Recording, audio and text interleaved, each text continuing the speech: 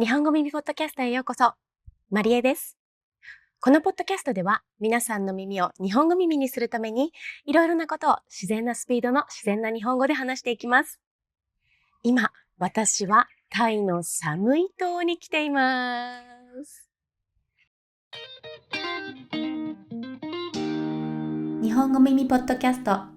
皆さん、元気ですか？今、お休みを取ってタイに旅行に来ています。せっかくお休みを取って寒い島にまで来ているので、仕事のことはちょっと考えないで何もしないつもりだったんですけど、見てください、ここ。すごく綺麗でしょ？もう本当に場所が素敵すぎるし、話したいことも出てきたので、ちょっとサクッと撮影させてもらうことにしました。寒い島のアナンタラホテルというところに泊まっています。撮影許可をいただいて撮影しています。ちょっといつもと違うマイクを使っているので聞き取りにくかったらごめんなさい。皆さんはタイに来たことがありますか？タイ出身の人はいますか？タイって人は優しいし、ビーチは綺麗だし、食べ物は美味しいし、もう最高ですよね。あと、私はタイのマッサージも大好きです。タイは日本人にもかなり人気の旅行先で、バンコク、アユタヤ、プーケット。この辺りは特に人気が高いです。今いるサムイ島はあまり日本人の観光客が来ないと、私が昨日行ったネイルサロンのお姉さんが言ってたんですけど、確かに今のところ見かけるのはヨーロッパの方ばかりですね。まあこれはちょっと円安の影響もあるのかななんて思ったりしますけども。で、今日話したいのはですね、タイといえばの動物、ゾウです。ゾウについて話したいと思います。ちなみに日本語では子供向けにゾウの名前を言うときって、ゾウさん、キリンさん、カメさん、クマさんみたいな感じでさん付けで呼ぶことが多いです。でもちょっと変なのが、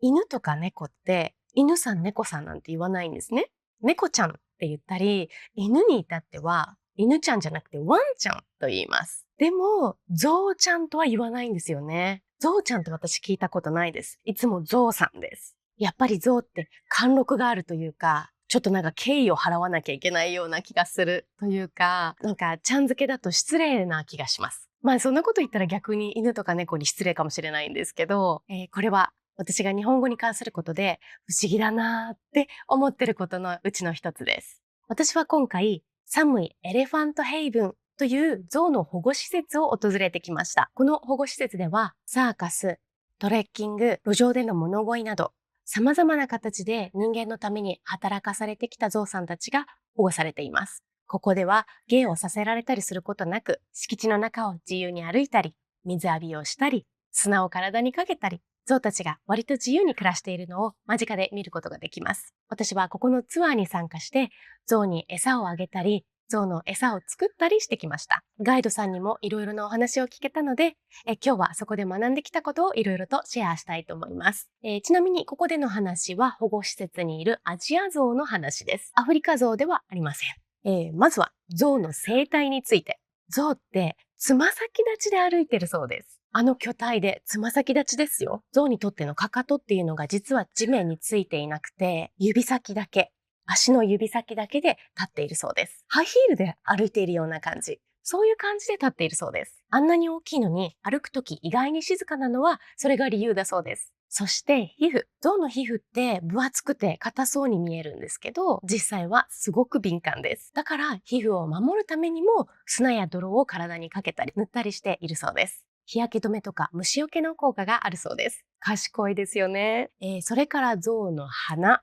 長いお花ですけど、象は鼻を手のようにとても器用に使いますよね。私が今回餌としてスイカとかバナナをあげた時も、すごく器用に鼻を使ってしっかり掴み取ってくれました。地面に落ちちゃった餌も鼻で探して器用に拾って食べていました。本当に器用に使うんだなぁ、すごいなぁと感心をしていたのと同時に、掃除機みたいなそのすごい吸引力に驚きました。餌を渡す時にも、シュッ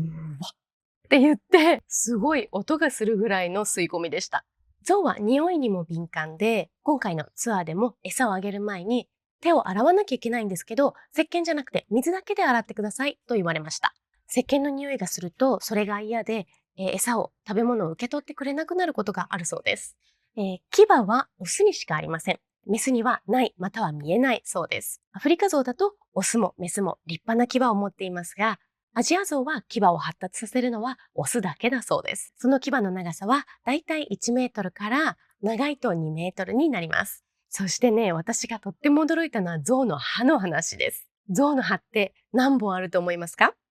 ？4本しかないんですって。人間みたいにたくさんあるわけじゃないんです。その4本一つ一つが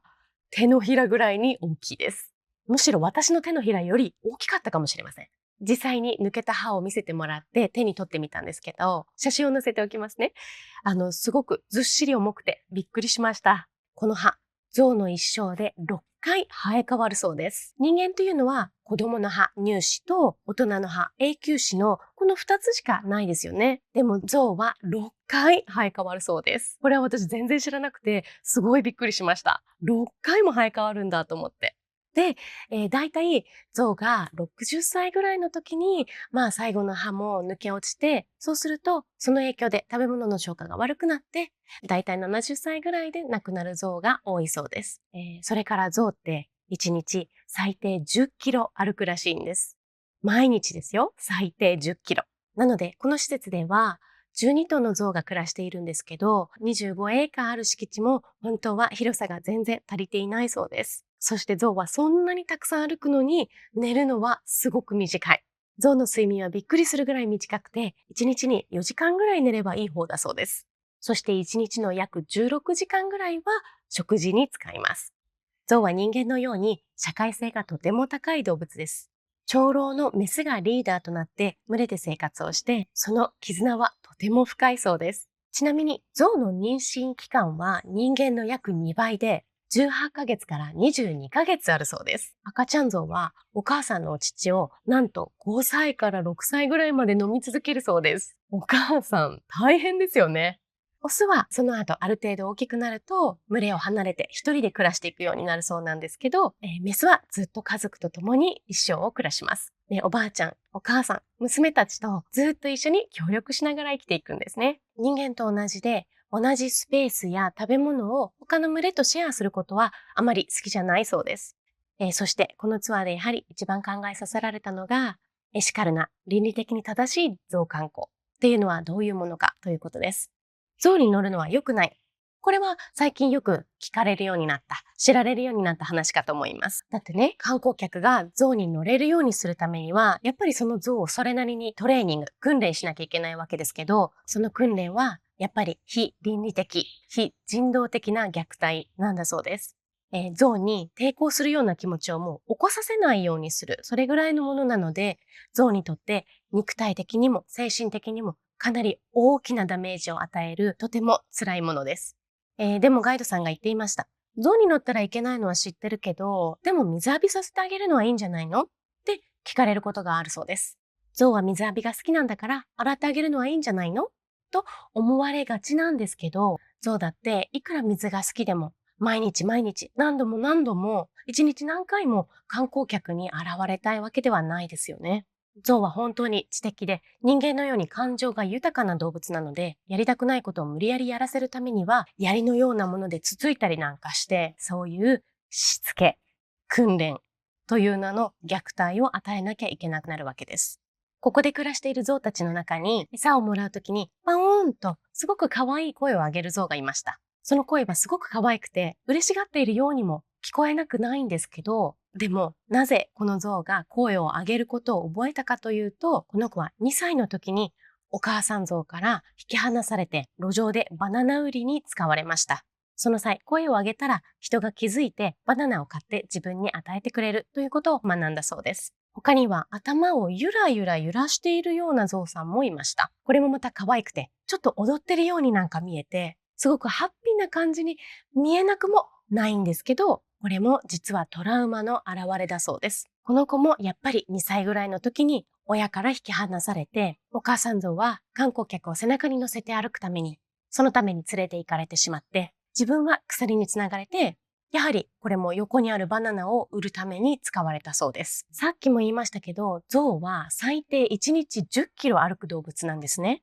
そんな動物にとって自由に歩き回れないっていうのは、もう本当にこの上ない苦痛です。それが本当にとてもストレスで、現実逃避をするために覚えたのが、この頭を揺らす動作だそうです。横に揺らす象がいたり、縦に上下に揺らす象もいるそうです。この話を聞くと、なんだか胸が痛くなりますよね。今回のガイドさんは、とてもよくいろいろなことを説明してくれました。象全般についての説明はもちろん、一頭一頭のストーリーもしっかり伝えてくれました。そして特にいいなと思ったのは、この保護施設がやっていることばかりでなく、うまくできていないことまで正直にお話ししてくれたところです。例えば、敷地の広さが足りていないとか、安全上どうしてもフェンスをつけなきゃいけない。本当はフェンスも何もない。大自然の中で自由に暮らしていけるのが象にとっての一番の幸せだとは分かっているんだけど、長い間人のために働かされ続けてきた以上、もう自然に戻ることはできない。だから、この保護施設でできる限りの自由を与えて、できるだけ自然に近い環境でストレスフリーに生きてもらう。それしか私たちにはできることがないんですってお話ししてくれました。タイに来て目の前で象を見ながらこういうお話をたくさん聞けて本当にとてもいい勉強になりました。私たち人間は動物たちとの付き合い方にもっと責任を持っていかないといけないなと改めて感じました。日本の動物との付き合い方っていうのは私は実はいろいろと思うところがあって賛成できないことがたくさんあるんですけど、それについてはね、またいつかお話しするとして今日はここまでにしましょう。タイのサムイ島から象の保護施設のお話でした。日本語耳は YouTube、Spotify、Apple Podcast で見たり聞いたりすることができます。トランスクリプトと英訳はウェブサイトから見ることができます。マリエヌカヤ .com/日本語耳からチェックしてみてください。マリエヌカヤ .com/日本語耳です。このポッドキャストが面白いな、いいな、役に立つな、と思ってくれたら、ぜひ評価をつけてくれると嬉しいです。日本語耳ポッドキャストは毎週木曜日の更新です。じゃあまた来週。じゃあね。